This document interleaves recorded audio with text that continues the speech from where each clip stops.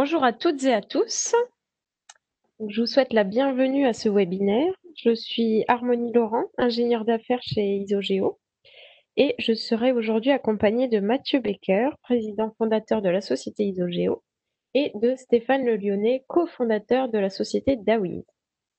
J'en profite pour vous dire que nous regrettons l'absence de notre collègue Léo, qui travaille chez Isogeo et qui est absent aujourd'hui. Je remercie chaleureusement toutes les personnes qui sont présentes aujourd'hui, dont vous pouvez voir les logos sur la première slide. Donc j'ai la chance aujourd'hui d'inaugurer ce 5e webinaire de la série de 12 que nous avons amorcé en juin dernier. Les 4 premiers webinaires portaient sur la solution logicielle Isogeo, son expertise et quelques-uns de ses produits. Tout tournait autour de la thématique du Geodata Management. Par contre, le thème du webinaire d'aujourd'hui est très différent puisqu'il concerne la cartographie globale des données. Il s'agit là d'une problématique très actuelle rencontrée par les entreprises et les organisations publiques. Elle vise, à l'échelle européenne, le respect du règlement général de protection des données, qu'on peut résumer sous l'acronyme RGPD, qui a été mis en place en 2016 par le Parlement européen. Je vous invite d'ailleurs à consulter l'article que j'ai écrit sur le sujet sur le blog Isogeo. Donc vous pourrez retrouver cet article dans la rubrique actualité du site isogeo.com. Donc sans plus tarder, je vais laisser la parole à mes collègues Mathieu et Stéphane, qui se chargeront l'un après l'autre de vous présenter les solutions, d'abord Isogeo, puis Dawiz, et ensuite de vous en faire une brève démonstration. Puis, ils vous montreront un portail réalisé conjointement, Isogeo Dawiz. Et en fin de webinaire, on en profitera pour répondre à vos différentes questions. Donc, si vous en avez d'ores et déjà, je vous invite à les écrire dans le chat maintenant ou au fil du webinaire et nous les traiterons à l'issue de celui-ci. Donc, je vous souhaite à tous un bon webinaire et je vous retrouverai pour la session réponse après l'intervention de mes collègues. Merci, merci Harmonie.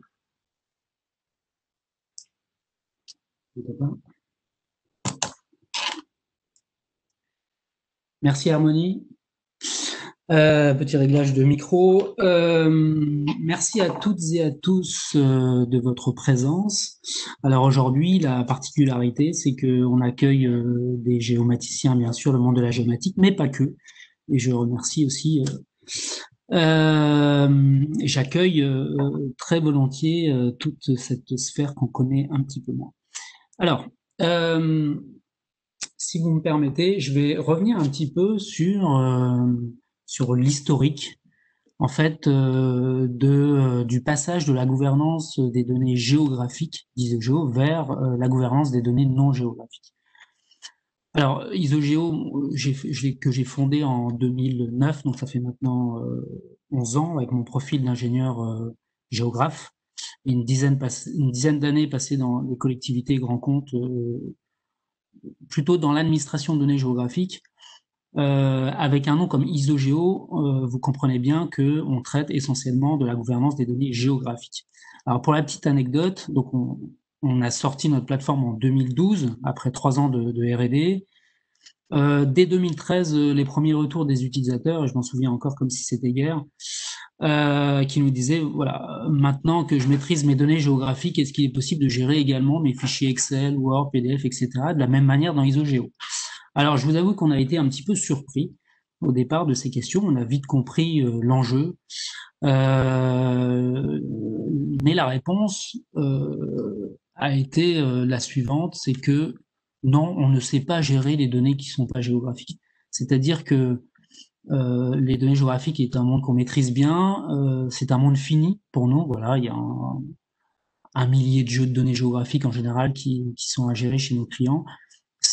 Les données non géographiques, il y en a peut-être 1000, 10 000, 100 000 fois plus en fait, hein, quand tous les fichiers Word, Excel, PDF, toutes les informations dans les bases de données dont Stéphane vous parlait, c'est une autre à une autre échelle, et c'était pas du tout l'objet de la solution qu'on proposait à la problématique de comment bien gérer mon patrimoine de données géographiques à l'origine de la société Isogeo. Donc la réponse a été non. Hein, c'est le premier non peut-être qu'on a dit à nos clients. Seulement, il y avait toujours voilà. Cependant, on met à disposition une API. Une API REST. Notre première version de la plateforme Isogeo était basée, et l'est toujours, sur une API REST. Et donc, on s'ouvre aux autres domaines des données non géographiques. Donc, il a été question à une époque, on en parlait pas mal, il y a une dizaine d'années, de s'interfacer avec des GED, donc gestion électronique de documents. Ça a beaucoup parlé, on n'en a pas fait, mais il y avait déjà des questions sous-jacentes à ça. Alors, quand on dit qu'on ne gère pas les données géographiques dans ISOGEO, c'est pas complètement vrai, c'est-à-dire que on les gère pas de la même manière dans notre chaîne de valeur de scan de données, c'est-à-dire qu'on ne scanne pas des données non géographiques comme on scanne les données géographiques aujourd'hui. Par contre, on a la notion de ressources associées. Par exemple, si on parle de cyclable de la ville de Paris, on va pouvoir ajouter des PDF, des Excel, des Word dans la fiche de métadonnées de cette donnée en question pour, par exemple, rajouter les spécifications de la donnée, etc. Donc, ce qui s'est passé à partir de 2013, on va dire jusqu'en 2018, c'est que nos clients, surtout, ont fait des expérimentations pour pouvoir même faire à l'époque des projets open data, donc libérer des données qui n'étaient pas géographiques. Et je vous avoue que ça a fonctionné, mais des fois, on avait l'impression de faire entrer des ronds dans les carrés. Donc ça a été, on va dire, intéressant, mais je passe à la slide suivante. On a été très heureux d'accueillir Dawiz, qui, en 2018, la première rencontre, on se connaît maintenant depuis presque 3 ans. Il faut savoir qu'avec Stéphane Le Lyonnais, le cofondateur de Dawiz, on se connaissait auparavant dans ses autres fonctions et on avait déjà collaboré ensemble, donc ça a facilité un petit peu la rencontre. Ce qui s'est passé de manière très factuelle depuis 2018, c'est qu'on a fait une réponse commune à un appel d'offres. Et si je vous en parle, c'est qu'on l'a gagné ensemble. Donc c'est le département des Pyrénées-Atlantiques qui nous a vraiment mis le pied à l'étrier et qui nous a amené assez rapidement à passer un partenariat technico-commercial, je vous en reparlerai. Et de manière très pratique, le développement du crawler Dawiz Isogeo, donc quand je mets Dawiz en premier, c'est que c'est Dawiz qui l'a développé. Donc un crawler qui permet en fait d'indexer, de scanner en fait toutes les informations contenues dans l'API Isogeo pour un groupe de travail Isogeo, donc pour chacun de nos clients.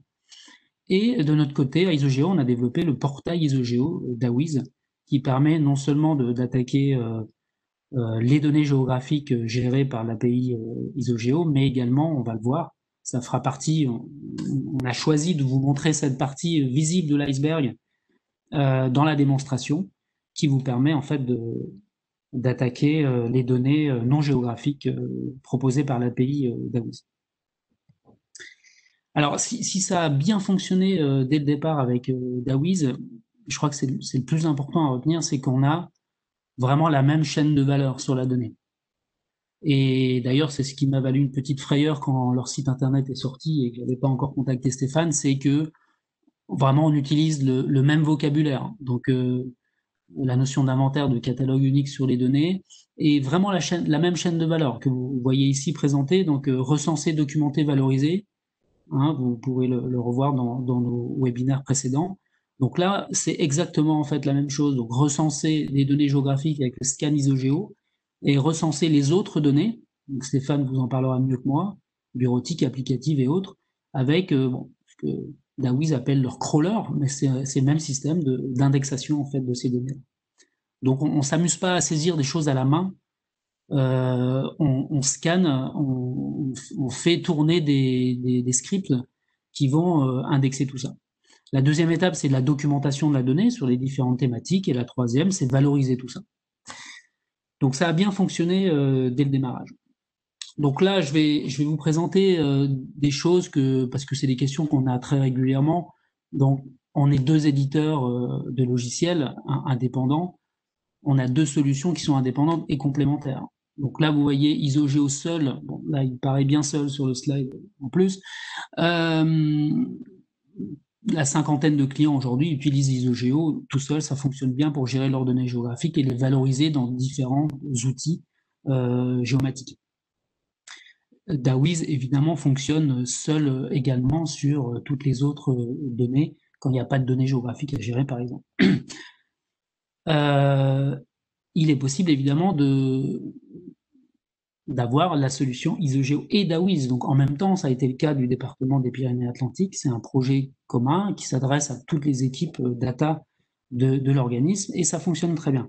Mais ce que je voulais vous montrer aussi, c'est que c'est tout à fait possible et très, on va dire, ça se fait de manière assez fluide, de passer d'ISOGEO puis DAWIS et vice-versa. Donc, c'est-à-dire que vous avez la solution de DAWIS, c'est très simple de passer à la solution DAWIS puis ISOGEO. Donc ça paraît un peu naïf de le dire comme ça, mais c'est une question qu'on nous pose souvent. Il n'y a pas besoin de tout refaire, c'est la technologie qui parle. D'un autre côté, comme on va parler pas mal, démontrer pas mal le portail, c'est des questions qu'on nous pose assez régulièrement aussi. Donc, vous voyez à gauche la plateforme, au milieu de l'API qui permet d'accéder aux informations stockées dans la plateforme. Et bon, là, je vous ai mis les portails d'une manière générale, mais là, pour le coup, j'en profite pour reparler des portails de démonstration qu'on a mis en place. Donc, il y a le démo pour isogeo.net qui démontre en fait le portail ISOGEO. C'était notre dernier webinaire. Quand on a la plateforme à la fois ISOGEO plus DAWIS, donc là, c'est en premier lieu l'API DAWIS, qui a déjà indexé les données ISOGEO, qui va travailler, qui va alimenter le portail. Et pour les données géographiques, il y aura un complément qui se fera par l'API ISOGEO. Et la petite nouveauté qu'on a décidé de sortir assez récemment, donc c'est pareil technico-commercial entre DAWIS et ISOGEO, c'est la possibilité pour les clients qui travaillent sous la plateforme DAWIS et que DAWIS de pouvoir accéder au portail. Donc le portail se configure aussi sans ISOGEO. C'est un portail ISOGEO qui permet d'aller puiser directement dans les données non géographiques via l'API DAWIS. Voilà, là je voulais revenir un petit peu, comme on n'a pas que de géomaticiens autour de la table, sur les spécificités des données, et ça fait toujours plaisir, car effectivement les données géographiques sont pas des données comme les autres. Donc là, on l'a vu maintes fois, nous, dans les projets qu'on peut gérer. Cataloguer toutes les données de l'entreprise, oui, c'est possible. C'est vrai qu'à chaque fois qu'on doit s'atteler aux données géographiques, c'est toujours un petit peu douloureux. Donc là, on a pas mal, nous, de sollicitations de projets de cartographie globale des données où il y a des problèmes pour gérer les données géographiques. Pourquoi? Parce qu'elles sont spécifiques. Donc le format, bon, il y a la notion de base de données de fichiers, il y a la notion d'image, raster ou de vecteur, il y a la notion de géographie qui est stockée d'une manière particulière, il y a la notion de système de projection. Dans la partie web service, si c'était des données, on va dire classiques, on parlerait plus d'API sur les données. Nous, dans le monde de la géomatique, on a nos propres API qu'on appelle des web services, donc qui sont soit issus de l'OGC, l'OpenGIS Consortium, donc avec les WFS, WMS, etc., soit des standards de fait, comme ceux d'ESRI, le leader mondial des SIG. Dans le monde de la géomatique, il y a des normes. Donc, il existe des normes pour les métadonnées de données géographiques. Oui, ça existe. Donc, on parle de ISO 1915, ISO 1939 pour son implémentation en XML. On parle aussi de directive européenne Inspire qui oblige un peu les collectivités à promouvoir leurs données, leur patrimoine de données géographiques dans le monde de l'environnement. Mais bon, on sait que le monde de l'environnement balaye pas mal de thématiques différentes. Donc il y a déjà eu des avancées depuis au moins une quinzaine d'années dans ce domaine-là. La partie visualisation, pareil, comme vous le savez, on parle de cartographie, c'est une visualisation de data un peu particulière. Pour le téléchargement de données, il faut prendre en compte la notion de projection, d'emprise, de format, qui sont pas classiques dans les autres données.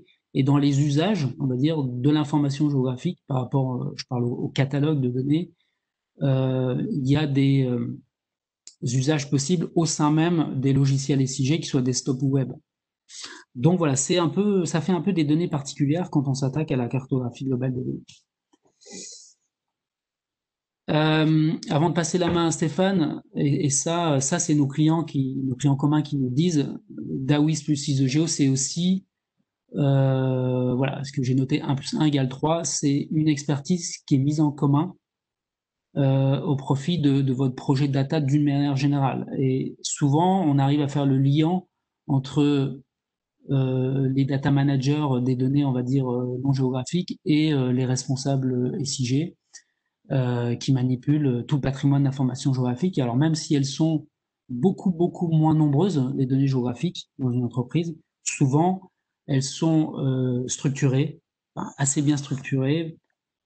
Pourquoi? Parce qu'il y a aussi la notion de directive inspire derrière et on fait du data management depuis pas mal d'années sans vraiment mettre ce terme-là en fait euh, dessus. Voilà. Et je passe la main ensuite à Stéphane. Ce que je voulais dire par là dans cette slide, c'est que là, je m'adresse plus peut-être aux clients Isogeo, parce que vous êtes assez nombreux à ce webinaire. Donc, l'avantage aussi de travailler Isogeo plus DAWIS, c'est qu'il y a des nouveaux cas d'usage en fait sur cette gouvernance de données. Donc, sur toutes les données, dont les données géographiques. Donc, on parle de voilà. Là, c'est un exemple, et Stéphane va développer, mais sur la qualité, sur la conformité, sur le partage et sur la sécurité d'une manière générale. Voilà, donc pour moi, de mon côté, donc je vais faire l'exercice de passer la main à Stéphane. Bonjour à toutes et à tous. Alors, merci Mathieu de me passer la main et Voilà, merci, Stéphane, si tu m'entends, oui, c'est à toi. oui, merci Mathieu de me passer la main et merci surtout Mathieu de cette invitation à participer à votre webinaire. Donc ça fait toujours plaisir effectivement. Alors moi je me présente. Je suis Stéphane Le Lyonnais, donc comme indiqué par Harmonie au démarrage. Donc je suis cofondateur de la société DAWIS. Alors moi, j'ai un passé, on va dire depuis un peu plus de 20 ans, donc, plus proche des 30 que des 20, autour de projets informatiques, donc avec des projets autour de l'urbanisation des systèmes d'information et autour de projets d'une plateforme open data. Donc c'est durant ces projets-là qu'on s'est rencontrés aussi avec Mathieu il y a quelques dizaines d'années. Alors comme indiqué par Mathieu, alors DAWIS intervient sur de la gouvernance de la donnée. Donc, effectivement, on a développé une plateforme de gouvernance de la donnée. Donc, issue de notre passé, on est 3 cofondateurs de la société et avec notre passé autour de l'urbanisation, autour de plateformes open data, autour de projets MDM, on s'est rendu compte qu'il y avait un constat qui était également partagé par l'ensemble des professionnels. C'était une mauvaise connaissance de son patrimoine de données. Pourquoi? Parce qu'effectivement, on a encore une approche qui est très silotée en termes de données. C'est-à-dire qu'on a des applications métiers. Alors, tout ce qui est bureautique, c'est encore pire. C'est que, effectivement, on a des répertoires bureautiques un peu partout, aussi bien centralisés sur des serveurs, mais aussi sur le poste de chacun, hein. Tout le monde, même moi, j'ai tendance à stocker énormément de données sur mon propre poste. Et donc là, effectivement, depuis quelques années, il y a des problématiques qui interviennent, donc soit en lien avec la partie sécurité, mais on voit aussi qu'il y a des normes qui interviennent, des nouvelles réglementations, donc comme le RGPD, effectivement, qui concerne toutes les données à caractère personnel. Et dans ce cas-là, on s'est dit, ça serait intéressant de travailler sur un outil qui soit capable et qui soit assez intelligent pour ramener cette connaissance de son patrimoine de données. Donc, ça va peut-être même un peu plus loin que le patrimoine de données, c'est qu'on parle même de patrimoine informationnel, c'est-à-dire de toutes les informations.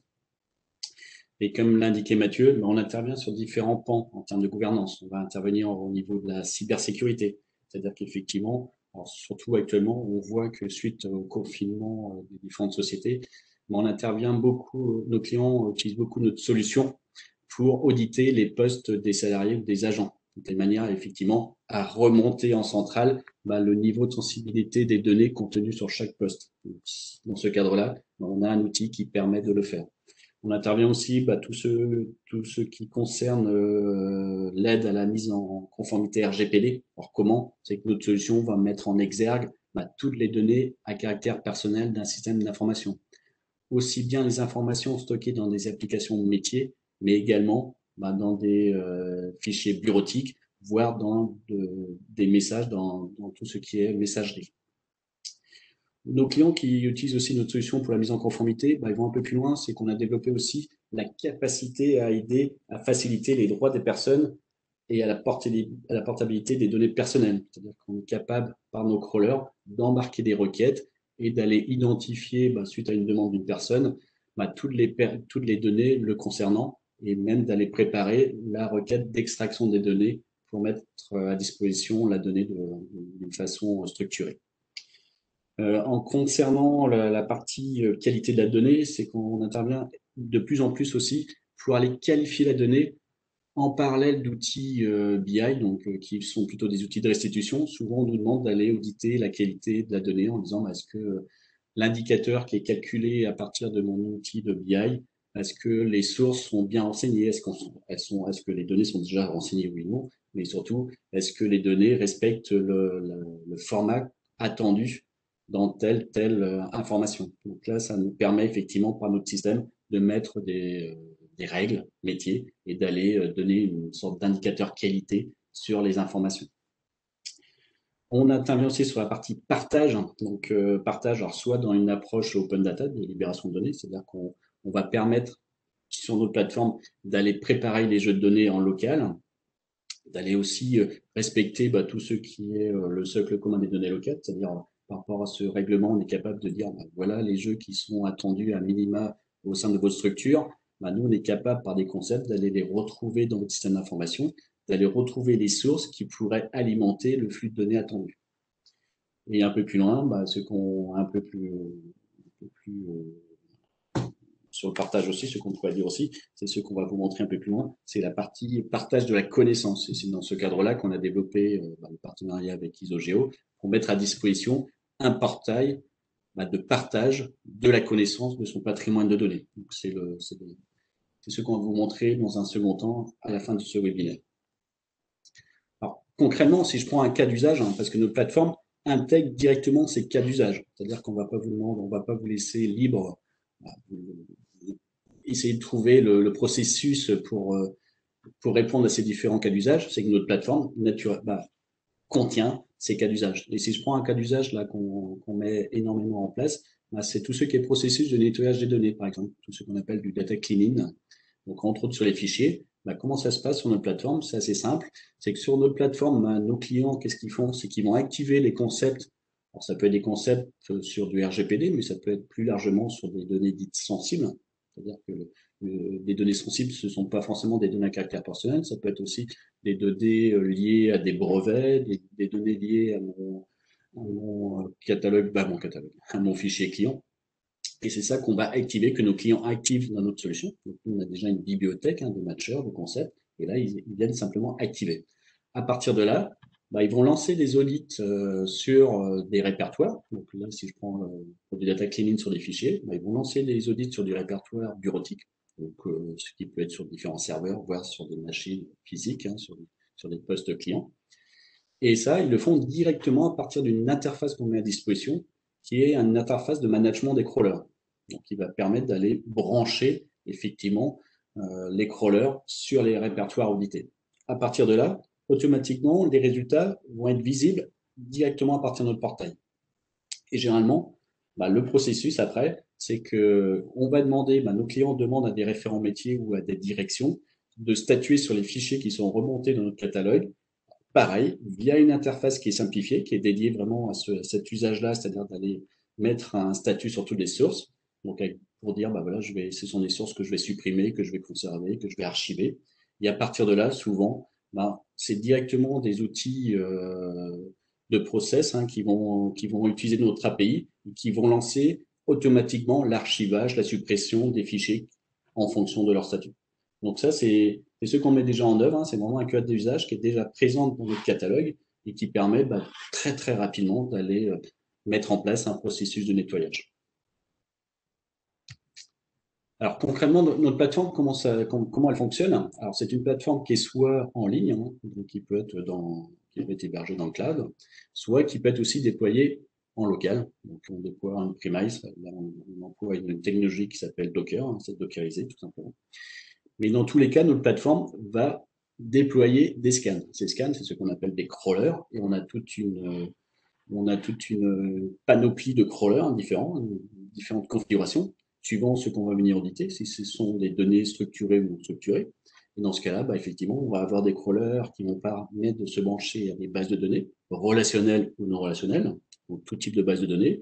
On a des crawlers qui vont être capables d'aller attaquer de la messagerie pour des protocoles IMAP. Et bien sûr, on a des crawlers, on a un crawler qu'on a développé conjointement avec ISOGEO, qui est le crawler ISOGEO. Ces crawlers-là vont ramener de l'information. Et notre aspect différenciant, c'est vraiment après, c'est-à-dire, effectivement, on a mis en place dans notre plateforme des algorithmes d'analyse, des algorithmes de classification. Alors, pourquoi on a fait ça? Parce qu'effectivement, nous, on nous demande souvent d'aller auditer l'ensemble du patrimoine de données. Et là, on peut être amené à auditer 1000, 1500 applications, 2000 applications. Et là, effectivement, ça va être difficile de le faire manuellement. Et c'est pour ça qu'on nous, on a développé une intelligence, des algorithmes. Et on a un premier algorithme qui va permettre de normaliser tout ce qu'on ramène. C'est-à-dire qu'on va travailler par itération. On va travailler dans un premier temps à partir de ce qu'on appelle les métadonnées. C'est-à-dire que si on parle de base de données, on va récupérer tous les attributs, c'est-à-dire le nom des tables, le nom des champs. Sauf qu'on a besoin de comprendre de quoi ça parle. Et nous, c'est là qu'on a, par un algorithme, on a retranscrit toutes les façons de faire des développeurs, hein, tout simplement, pour retranscrire et normaliser chaque attribut. C'est-à-dire qu'un ID underscore clip, il faut que notre système comprenne que c'est un identifiant client. Et c'est à partir de là qu'on a développé cet algo, et cet algo va suggérer une normalisation et va remonter ça directement au niveau de la plateforme. Après, on a un second algorithme qui est un algorithme de classification, c'est-à-dire qu'une fois qu'on a compris de quoi, qu'est-ce qu'on a à disposition comme données, on va permettre aussi de mettre des prismes de vue dans son patrimoine de données.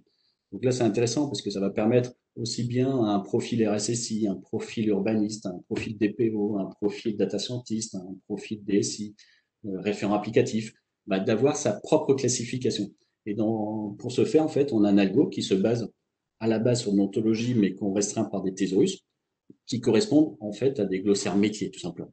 Et si je prends un glossaire métier comme le RGPD, c'est facile à comprendre. C'est-à-dire qu'on a repris typiquement les grandes catégories de données à caractère personnel définies dans ce règlement, qu'on a déclinées en mots ou en groupes de mots. Donc, concrètement, qu'est-ce qu'on a fait? C'est qu'on a pris des différents dictionnaires et voilà, si on trouve maladie plus un identifiant personnel dans la même source, on va classer ça dans santé, tout simplement. Et cet algo de classification vient à la suite de l'algo de normalisation et va taguer automatiquement tous les attributs, ce qui permet en automatique, à partir du scan, de pouvoir visualiser sur la plateforme son patrimoine de données avec une vue métier qui va permettre de ressortir des concepts, tout simplement. Donc, vraiment, nous, ce qu'on met en avant, c'est vraiment la partie automatisation de la démarche de catalogage, tout simplement. Alors, comment ça fonctionne? Quelle est l'architecture et quel est le mode de déploiement de notre solution? De notre solution avec la solution d'ISOGEO.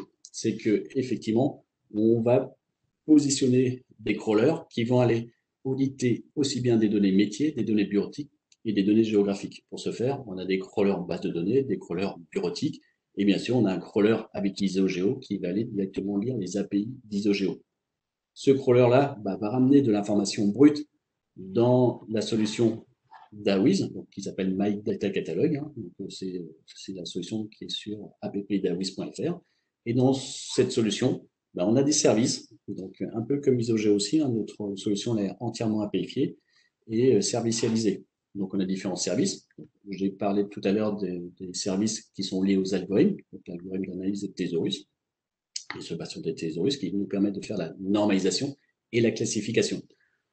On a bien sûr d'autres services, le service de catalogage, et un troisième service qui est un service de préparation et de stockage des données qui est aussi intégré sur la plateforme. Dans tous les cas, la partie crawler reste côté client, c'est-à-dire que suivant le mode de déploiement que vous allez faire, dans tous les cas, la partie crawler, elle est sous la responsabilité de nos clients, elle est dans leur espace. Notre produit peut être aussi bien en cloud ou dans l'infrastructure de nos clients. Pareil, c'est un choix de nos clients de dire, bon, voilà, je l'utilise dans le cloud ou je l'utilise avec un déploiement interne. À partir de notre catalogue, après, on va aller pousser des informations. Donc, par des API, on va aller alimenter le portail interne ISO-Geo d'Awiz. C'est le portail qu'on va vous montrer tout de suite après. Là. Et on va pouvoir aussi se connecter avec des portails Open Data, tout simplement. Et dans ce schéma-là, ce que je représente aussi, voilà, le portail interne qu'on va vous présenter est alimenté par des API de notre solution et par les API, bien sûr, du catalogue géographique d'ISO-Geo, tout simplement. Donc, le schéma est très très simple. En termes de déploiement, vous êtes assez libre sur qu'est-ce qu'on met dans le cloud, qu'est-ce qu'on va mettre dans notre infra. Et en termes de responsabilité, ce qu'il faut savoir en termes de sécurité, toutes les connexions qu'on va donner aux sources, tous les droits que vous allez donner au crawler restent dans tous les cas, ça reste en local, ça reste dans votre espace. Je vais redonner la main à Mathieu, justement, pour qu'il commence à présenter le portail et je reprendrai la main pour finaliser aussi la présentation du portail. Alors, en tout cas, n'hésitez pas aussi à poser vos questions. On est là pour y répondre. Merci Stéphane. Alors, est-ce que tu m'entends bien? On me dit c'est bon. Alors, on a décidé avec Stéphane, on ne va pas vous démontrer, vous ouvrir tout le capot parce que sinon on va faire fuir tout le monde peut-être. Mais on a décidé de vous présenter une des finalités de la valorisation, toujours dans le recensé, documenté, valorisé. Donc, on va vous montrer le portail. Donc, je vous ai mis les petits liens tout à l'heure. Donc, le dernier webinaire était consacré au portail demo.isogeo.net qui va taper directement dans l'API ISO-Geo. Donc là, on a fait l'exercice. Alors, vous allez cliquer sur l'outil de faire un portail de démo dawiz.isogeo.net. Donc, pour information, en passant, on a consacré à peu près 3 heures. Donc, pour créer ce portail-là, issu directement de la solution sur étagère qu'on appelle le portail. Et qu'on a charté un petit peu à l'image de la société Dawiz. Donc là, j'en profite pour vous refaire un petit tour d'horizon. Alors, attendez, j'ai du mal à cliquer sur les petits onglets.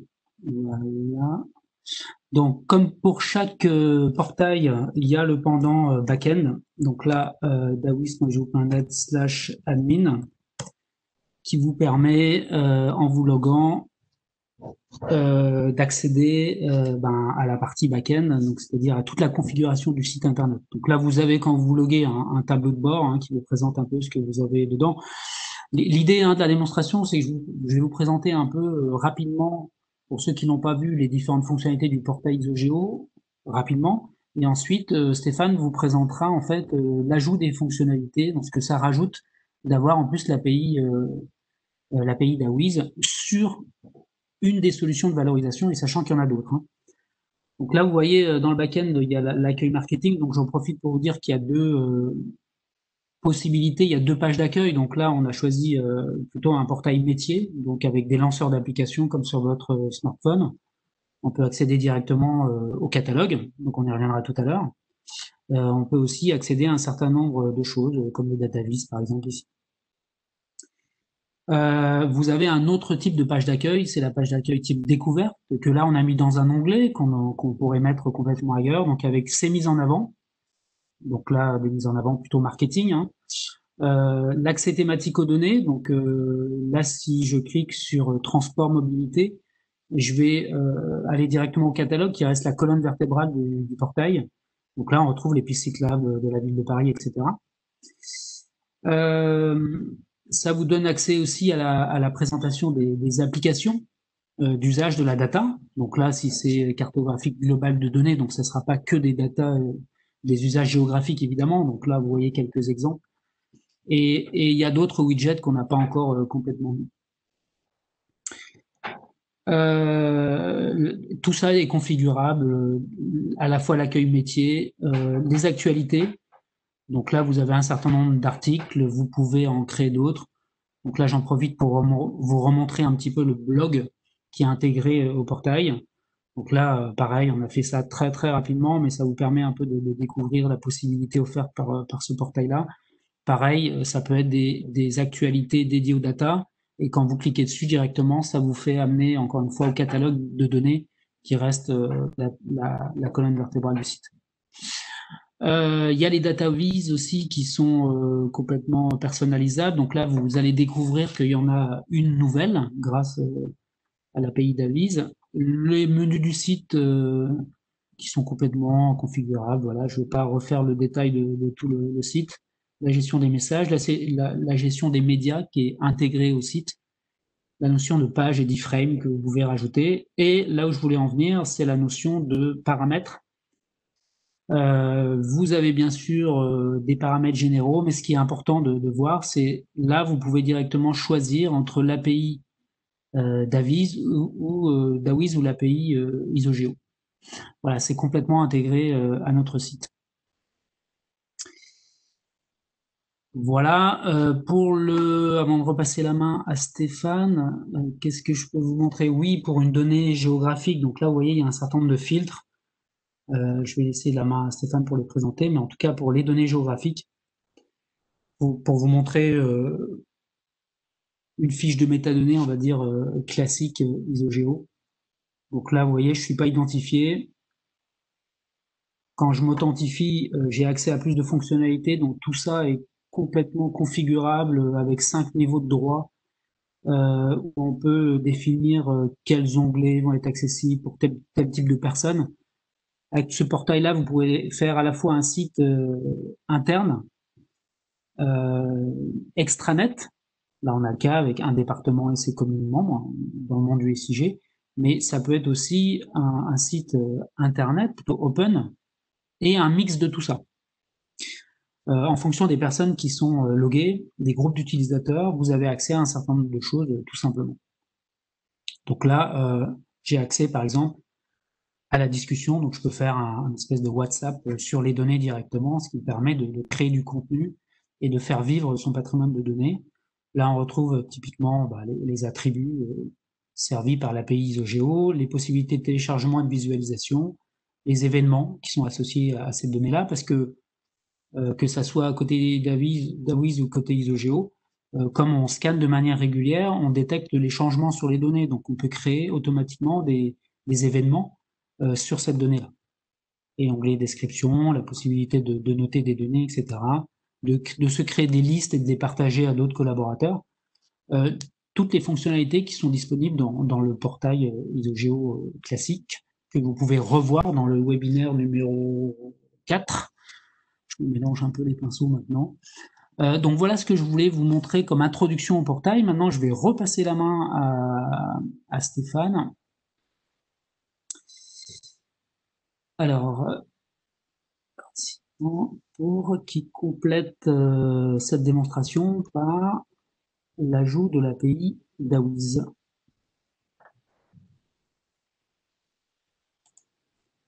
Voilà Stéphane, normalement tu peux reprendre la main. Et c'est repris. Donc j'ai repris la main. Alors ce qui est vraiment intéressant dans ce portail, hein, quelle est la vocation de ce portail-là? C'est vraiment un portail de partage de la connaissance sur son patrimoine de données. Donc c'est alors les projets qu'on mène ensemble avec Isogeo, avec des clients qui utilisent ce portail-là, bah, c'est vraiment pour ça. C'est-à-dire qu'effectivement, c'est typiquement, je suis salarié d'une société, je suis agent d'une collectivité, je veux savoir si j'ai telle information au sein de mon organisme, bah, ça va me permettre effectivement d'aller rechercher l'information et dire est-ce que j'ai cette information chez moi ou pas. Et donc ça, c'est super intéressant. Pourquoi? Parce que ça va permettre à chacun de savoir si cette information existe, si elle existe, est-ce qu'elle est disponible ou pas. Et donc, soit elle est disponible, et là, effectivement, si c'est une donnée géographique, on accède directement à la donnée. Soit c'est une source qui est aussi en open data, et comme je l'ai expliqué un peu dans les différents crawlers, c'est que nous, on vient aussi régulièrement crawler des plateformes open data ou private data, qui permet aussi de mettre à disposition la donnée directement via cette plateforme-là. Et donc là, si je cherche les bâtiments, je peux savoir est-ce que les bâtiments est une donnée, la liste des bâtiments est une donnée accessible ou pas. ou si elle n'est pas accessible, où elle se situe. Et ça clairement, je vais savoir, je retrouve les différentes sources qui vont avoir ce type d'information-là. Et si la donnée n'est pas disponible, cette plateforme-là va me permettre d'aller demander à la cellule qui gère la data, hein, soit c'est une cellule data, soit c'est un service dédié, qui va permettre de communiquer avec cette cellule-là et de demander, tiens, moi, la liste des bâtiments, ça m'intéresse de la voir, est-ce que tu peux la mettre à disposition? Après, c'est à cette cellule-là qui va faire le travail d'extraction de la donnée, de préparation de la donnée et de mise à disposition de la donnée. Ce qu'il faut bien comprendre, c'est pas il ne faut pas voir cette plateforme-là qu'une plateforme open data, hein, c'est-à-dire qu'on n'a pas vocation à libérer de la donnée via cette plateforme-là directement. C'est vraiment une plateforme de la connaissance, c'est-à-dire qu'elle vient même au-dessus des plateformes open data. C'est que là, je vais avoir une visibilité de toutes les données gérées au sein de mon organisme, que ce soit des données structurées ou non structurées. Et donc là, on est vraiment sur un portail de connaissance, de la mise à connaissance sur son patrimoine de données. Alors, comme l'a expliqué Mathieu, c'est que ce portail-là, il implémente maintenant des databases qui sont liées au métier de DAWIS. C'est-à-dire que nous, comme je l'ai expliqué un peu auparavant dans le process, hein, c'est-à-dire que nous, on va scanner, on va normaliser, on va classer de façon automatique. Et quand on classe, c'est qu'on va positionner des notions de concepts, c'est-à-dire qu'une classification est liée à des concepts. Et ce qu'on a implémenté dans ce portail-là, ce sont des databases, des visualisations qui permettent de voir son patrimoine de données au regard de concepts. Et donc là, si je prends cet exemple de visualisation qui a été implémenté, typiquement dans l'exemple qu'on a montré, qu'on montre là, et comme l'a dit Mathieu, hein, c'est tout le portail là, de A à Z, c'est-à-dire que concrètement, moi j'ai mis en place des crawlers sur des bases de données que j'avais en interne. Toute la partie remontée des crawlers, analyse, mise à disposition sur le portail, on a mis 3 heures, hein, clairement, et on n'a rien fait. C'est-à-dire que tout ce que vous voyez là, ça a été fait de façon automatique. Aussi bien la normalisation, le libellé sur les sources qu'on va voir tout à l'heure, c'est issu de notre propre algorithme. La mise en place des concepts sur chaque attribut de chaque nom de table ou de fichier, c'est de façon automatique aussi. Et là, ça me permet de représenter typiquement mon patrimoine de données au regard des concepts du glossaire métier que j'ai rentré dans notre base de démo. Et là, très clairement, à première vue, ça concerne plutôt des concepts RGPD, parce que c'est ce qu'on met nous, par défaut dans notre plateforme. C'est un des thésaurus qu'on met systématiquement. Et là, effectivement, vous allez pouvoir voir toutes les sources qui sont en lien avec de l'apparence extérieure, qui sont liées soit des origines ethniques, soit avec des caractéristiques physiques. Et tout ce qu'on retrouve dans le rond, en fait, ce sont des sources, tout simplement. Et ça va permettre de filtrer toutes les sources qui parlent d'origine ethnique, qui parlent de caractéristiques physiques. Et là, ce qu'on a fait, c'est qu'on a conceptualisé tout le patrimoine de données qui a été scanné, tout simplement. Et on voit tout ce qui est lié aux financiers, à la retraite, aux grandes transactions. Et ça, ce qu'il faut voir, ça, c'est issu de nos algorithmes, tout simplement. Alors, ce qui est intéressant, c'est qu'on propose un certain nombre de databases qui sont liées à votre patrimoine de données, donc qui sont liées soit au concept, soit ce qui ressort. C'est-à-dire qu'on est capable de voir aussi les ressorts qui de votre patrimoine. Typiquement, là, je retrouve principalement des identifications personnelles, des parcours, des informations sur le parcours scolaire, sur la vie sociale. Et donc là, tout ça, c'est des visualisations qui vont permettre de faire ressortir, de mettre en exergue des concepts, mais aussi de pouvoir filtrer après votre catalogue, tout simplement. Donc là, on peut faire un filtre par application, par concept, par source. Donc là, c'est toutes les visualisations qu'on met déjà par défaut dans l'application, et comme l'a montré Mathieu, avec la capacité aussi de rajouter d'autres visualisations. Alors, le catalogue, donc pour les personnes qui connaissent déjà, qui ont déjà vu les éditions précédentes où il y avait déjà la présentation de ce portail-là avec les données géographiques, là, ce qui a été rajouté, ce sont les autres données. Donc ici, sur la partie filtre du catalogue, là, on voit tout ce qui a été scanné dans notre exemple. Donc, on va avoir des données métiers, des données géographiques. J'aurais pu aussi rajouter les données non structurées, donc ce qui est bureautique. Et ce qu'on fait depuis 15 jours maintenant, c'est qu'on met aussi à disposition des données type traitement, donc tout ce qui est indicateur, ou tout ce qui est traitement interapplicatif, qu'on est capable aussi de communiquer via ce portail-là. Donc, la présentation de ce portail reste le même que pour Isogeo, hein, c'est-à-dire qu'on va retrouver un catalogue de sources de données. Et ce catalogue de sources de données peut être filtré. Donc, peut être filtré par des thématiques, peut être filtré par des mots-clés. Nous, on a exactement côté d'Awiz la même façon de faire que Isogeo, c'est-à-dire qu'on peut positionner des mots-clés, des thématiques aussi, de façon soit automatique, soit de façon manuelle sur chaque source qui sont scannées. Ce qui est automatique, nous, ça va être cette notion de concept, c'est-à-dire qu'on va pouvoir filtrer aussi avec différentes vues son patrimoine de données. Donc là, ce qu'on a fait rapidement, j'ai mis une vue RGPD, mais ça peut être une vue urbanisation, une vue cyber, ça peut être une vue sur le socle commun des données locales. C'est un exemple de thésaurus, c'est-à-dire que souvent nos clients font leur propre classification, c'est-à-dire qu'ils prennent en main aussi notre capacité à créer des thésaurus et de créer leur propre vocabulaire, leur propre glossaire métier. Donc ça, souvent ce sont nos clients eux-mêmes qui font ce travail-là.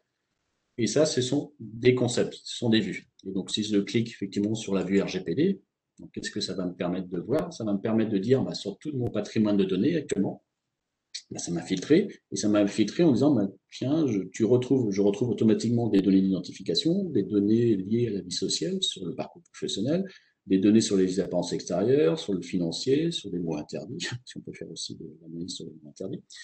Et après, ça nous crée des filtres complémentaires qui se construisent automatiquement avec le résultat de l'analyse et de la classification. C'est ça qu'il faut voir. Et après, je peux dire, tiens, je vais filtrer sur des informations de santé, par exemple. Et là-dessus, on va retrouver toutes les sources de données. Donc, les sources de données, comme j'expliquais, peuvent être liées à des sources applications, peuvent être liées à des jeux de données, open data typiquement, soit ça peut être aussi lié à des indicateurs métiers, donc à des traitements. Et ce qu'il faut voir, c'est que à partir de là, vous allez pouvoir forer l'information. Et si je prends cette source de données qui s'appelle Biologie Data, qui est dans un logiciel open source que j'ai édité directement en ligne pour créer mon exemple là, c'est un logiciel de ressources humaines, hein. Je peux aller forer, et si on va forer là, qu'est-ce que ça va me dire? Ça va me dire qu'effectivement, que cette source-là, où elle se positionne, quel est le nombre d'enregistrements, quand elle a été créée, et si je vais voir les attributs, c'est-à-dire comment elle est constituée, cette source-là, c'est là qu'on voit un peu les éléments de notre process, c'est-à-dire qu'on va retrouver la partie identifiant, qui sont, on va dire, dans ce cas-là, ce sont des noms de champs, de noms de table, tout simplement. Et derrière, on va retrouver l'analyse, le résultat de notre analyse automatique. Là, c'est assez simple, parce que déjà, visuellement, on peut comprendre à quoi ça correspond, mais le principe, c'est là, c'est-à-dire un ID personnel, oui, il a traduit ça automatiquement en identifiant personnel. Et ce qui est intéressant, c'est que cette colonne-là est le résultat de notre algo d'analyse, et où il y a une seconde colonne qui est l'analyse des concepts. Et c'est ça qui a été positionné par notre algo de classification automatique. C'est-à-dire que dans cette table-là, j'avais fait un filtre sur la santé de mémoire, donc il m'a effectivement, on retrouve du groupe sanguin, une information sur le groupe sanguin, il m'a classé ça automatiquement dans les informations de santé. Et c'est ça qui va me permettre de naviguer et de mettre en place des prismes de vue de son patrimoine de données, tout simplement. Et donc, ce catalogue-là, il faut le voir vraiment comme une plateforme, un portail de communication. C'est-à-dire qu'on peut aussi, côté d'Awiz, en amont, potentiellement ne pas tout publier. C'est-à-dire que on prend le client, donc on parlait tout à l'heure, que Mathieu parlait, c'est-à-dire le client du département 64, ils mettent en place un filtre côté catalogue d'Awiz en disant je vais publier que certaines sources. Donc soit certaines applications, soit certaines sources de certaines applications. Pourquoi? Parce qu'effectivement, potentiellement, il peut avoir dans des applications métiers des sources plutôt techniques qui sont liées à la bonne utilisation du logiciel, mais qui n'apportent pas de connaissances. Notre solution, en amont, nous, on est capable de les repérer, de les mettre en exergue, et c'est au client de savoir est-ce que je les partage ou pas.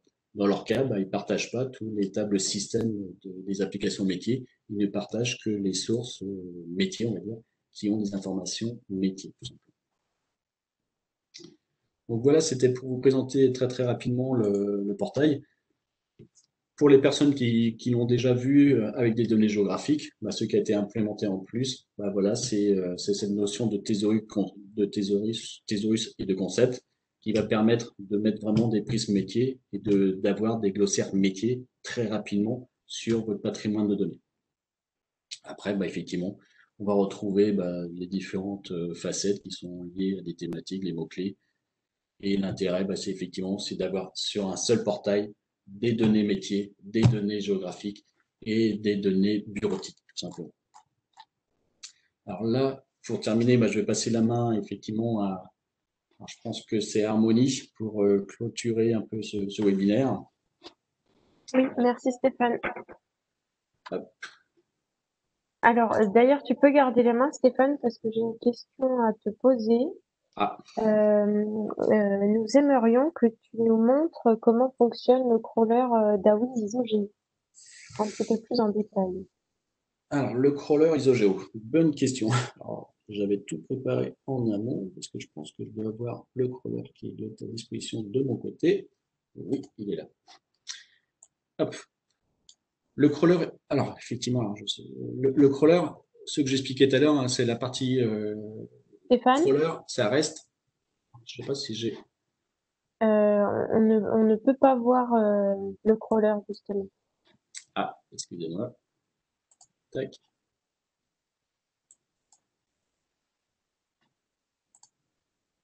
Alors je vais reprendre. Alors je sais pas si je vais reprendre la main. Paf. Et... Alors je sais pas si vous voyez le crawler qui apparaît sur l'écran. Ah oui, il est pas, il apparaît en gris, c'est ça. Voilà, tout à fait. Tac. Je viens de comprendre, désolé. Oui. Et donc je pense que je dois. Alors, je sais pas. Il faudrait juste que je te redonne la main, Harmonie, que je la reprenne après. Parce que je pense que de mon côté, je vais pas, vu que c'est un desktop, c'est-à-dire c'est une interface qui vient au-dessus de ce que je partage. Alors, Je je ne te prends pas laisse en donner la considération. main à Mathieu qui te la rend juste après. D'accord, merci.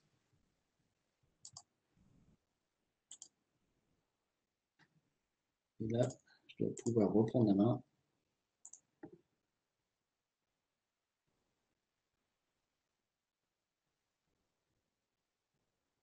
C'est bon, Stéphane? Hop, et là, je dois pouvoir avoir mon desktop qui apparaît. Et il apparaît tout seul. Impeccable, super. Impeccable. Alors, ce que je vous présente à l'écran, effectivement, c'est l'interface qui permet le management des crawlers. C'est-à-dire, c'est l'interface qui vous permet de faire les différentes connexions à vos répertoires bureautiques, aux applications métiers, soit à d'autres catalogues, comme le catalogue ISOGEO. Pour ce faire, bah, effectivement, c'est une interface où nos clients bah, font des fichiers de configuration. Et c'est ici qu'on va voir différents types de catalogues, dont le catalogue ISOGEO, qui est une type de sonde pour nous, et dans lequel, effectivement, dans la configuration, bah, on va mettre simplement l'identifiant qui permet de l'identifiant du catalogue ISOGEO. On ne fait que ça.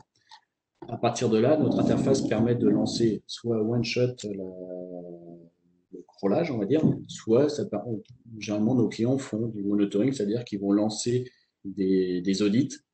Généralement, c'est de façon mensuelle et tout ça, c'est automatisé. Alors, moi, je vais le lancer de façon manuelle, il faut le cas d'ISOGEO. Donc, je vais juste lancer à partir de mon desktop directement. Et ça va directement lancer le crawling sur le. Hop, ça marche, super. Ça va directement se connecter au catalogue ISOGEO et ça va crawler les informations qui vont remonter, dans mon cas, dans un premier temps, sur appdawis.fr et automatiquement, par des API, bah, ça remonte sur le catalogue de partage, tout simplement. Et là, on voit que là, on vient d'auditer le catalogue ISOGEO. On voit, si je reste sur la partie desktop, hein, c'est-à-dire la partie qui reste en local côté client, on voit qu'est-ce qu'il a remonté comme information. Tout ça, ce sont les informations remontées du catalogue. Et notre interface permet aussi de voir tous les logs, hein, voir qu'est-ce qui s'est déroulé, qu'est-ce qui s'est pas bien déroulé, tout simplement. Et ça, c'est la partie crawling, tout simplement. Et donc là, vous voyez, c'est pas plus compliqué que ça pour aller crawler un catalogue ISOG, tout simplement. lorsque je vais cataloguer, hein, je peux juste faire en 2 secondes les autres sources. Quand je parlais d'aller auditer des bases de données, c'est la même chose, c'est-à-dire qu'au lieu d'avoir un catalogue, de prendre le catalogue ISOGEO, on va prendre le crawler d'une base de données et on va simplement lui donner les droits d'accéder à la source de données, tout simplement. Ça, on le fait qu'une seule fois, c'est-à-dire que c'est à l'initiation du projet, suivant ce qu'on va venir définir comme périmètre de scan, qu'on va définir ces fichiers de configuration. À partir de là, vous allez uniquement faire du monitoring en disant, moi, je vais lancer mensuellement, tous les 2 mois, tous les 3 mois, et ça va se faire de façon automatique, tout simplement. Je ne sais pas, normalement, j'ai dû répondre à la question, j'espère du moins. Sinon, n'hésitez pas à me redemander. Très bien, merci Stéphane. Je te repasse la main. Eh ben non, tiens, j'ai encore des questions à te poser. Alors, tout à l'heure, tu as parlé d'urbanisation des données. Donc, écoute bien la question. Est-ce que la solution d'Awiz permet de relier les orientations politiques aux applications métiers et finalement à la donnée? Alors, ça c'est si j'ai bien compris. Heureusement que j'ai fait quelques années de suivi et évaluation des politiques publiques. Donc effectivement, alors, ce qu'on a déjà fait en plus, j'espère que ça répondra à la question, c'est que sous forme d'un thésaurus, on est capable, c'est vrai que je pourrais pas le montrer physiquement parce que je n'ai pas l'application, c'est une application de client, donc je vais pas y accéder. Mais ce qu'on a fait, c'est sous forme d'un thésaurus, on a défini le programme de la collectivité. Donc, c'était vraiment les objectifs et le plan d'action, ce qu'on appelle le programme politique. C'est-à-dire, on fait vraiment du suivi et évaluation, c'est-à-dire qu'on a décliné les objectifs stratégiques, les objectifs opérationnels et les plans d'action qui ont été positionnés sous forme d'un thésaurus côté d'Awiz. À partir de là, on est venu rattacher sur ce déclinaison d'objectifs. Alors, je sais ils sont venus rattacher des traitements. Donc, les traitements, ça peut être des traitements de type indicateur, mais ça peut être aussi d'autres types de traitements qui sont liés aux traitements type RGPD aussi, qui peuvent aussi être rattachés à cette déclinaison d'objectifs. Et ça, c'est assez simple à faire parce qu'effectivement, le client a simplement importé son programme sous forme d'un thésaurus. Et à partir de là, tout le système est venu rattacher aussi bien les indicateurs, voire les sources. Si dans les sources, effectivement, on parlait on avait des concepts qui étaient raccrochés à leur politique, ça se faisait naturellement en fait. Et là, c'était assez simple parce qu'en fait, notre système de thésaurus, il est vraiment conçu sous forme d'une déclinaison. C'était l'intérêt aussi d'être parti là-dessus parce que c'est ce qui permet aussi d'avoir une déclinaison de concept et ça correspond exactement lorsqu'on fait du suivi et évaluation des politiques publiques, ça correspond exactement à la déclinaison des objectifs jusqu'au plan d'action.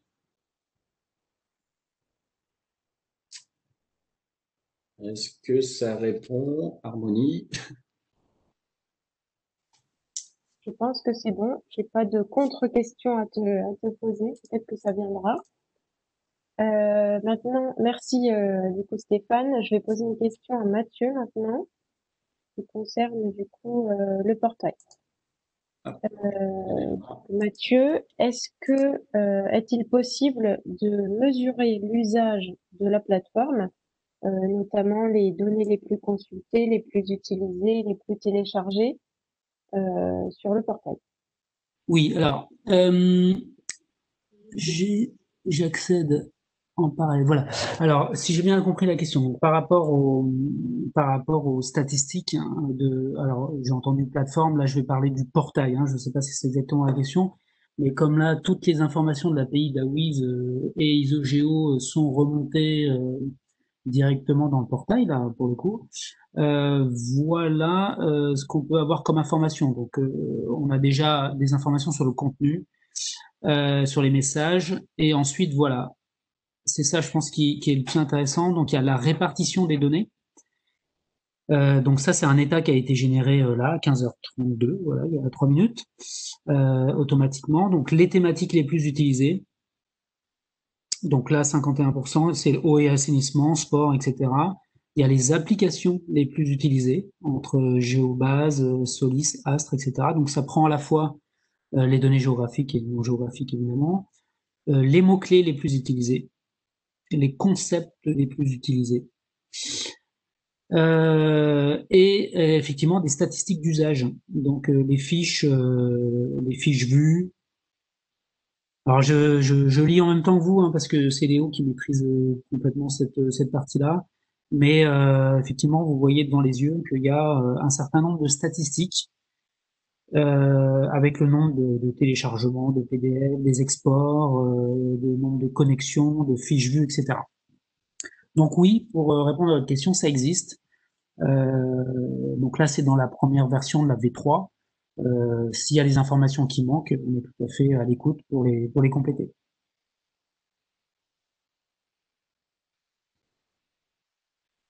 Merci Mathieu. Une nouvelle question que je vais t'adresser également. Alors, imaginons la situation où donc j'ai la solution ISOGEO, donc la solution de cartographie des données géographiques. Comment est-ce qu'à partir de cette solution, je peux aller vers une solution de cartographie globale des données? Autrement dit, comment je passe de la solution ISOGEO à la solution ISOGEO plus DAO? Eh bien, c'est relativement simple. Donc, vous avez déjà la solution ISOGEO, vous avez été accompagné par l'équipe ISOGEO. Vous voulez rajouter la partie cartographie globale des données. Donc là, il y a une partie logicielle, donc à contractualiser, et ensuite une prestation de service. Enfin, dans la partie logicielle, il y a déjà le crawler ISOGEO qui existe, comme vous l'avez vu. Donc là, vous allez pouvoir faire toutes les données non géographiques plus les données géographiques avec le crawler. Et ensuite, il y a tout un projet global qui se fera avec le porteur du projet. Donc ça peut être Dawiz si c'est un projet porté par Dawiz, qui connaît très bien nos solutions. Ça peut être un projet porté par ISOGEO. En tout cas, pour la partie, chacun reste vraiment spécialisé dans ses parties, dans son domaine, géographiquement géographique. Mais on s'est évidemment très bien travaillé ensemble sur les deux tableaux. Donc pour la partie accompagnement, c'est au cas par cas. Oui. Voilà, Harmonie. Merci Mathieu. Alors, de mon côté, je n'ai pas d'autres questions. Est-ce que Stéphane ou Mathieu, vous avez reçu d'autres questions? Alors, moi, c'est bon de mon côté aussi. Stéphane, est-ce que tu as reçu des questions en privé? Non, non, j'ai pas eu de questions. Côté Mathieu, on n'en a pas. Non. Donc, je vais tout simplement conclure ce webinaire. Donc, je tiens à tous vous remercier pour votre disponibilité. Merci donc également à Stéphane de nous avoir accompagnés tout au long de ce webinaire, qui sera d'ailleurs disponible à partir de la semaine prochaine en rediffusion sur notre chaîne YouTube pour les personnes qui n'ont pas pu assister au direct. Et vous pouvez d'ores et déjà sur la chaîne YouTube retrouver les 4 premiers webinaires et nous laisser quelques petits commentaires.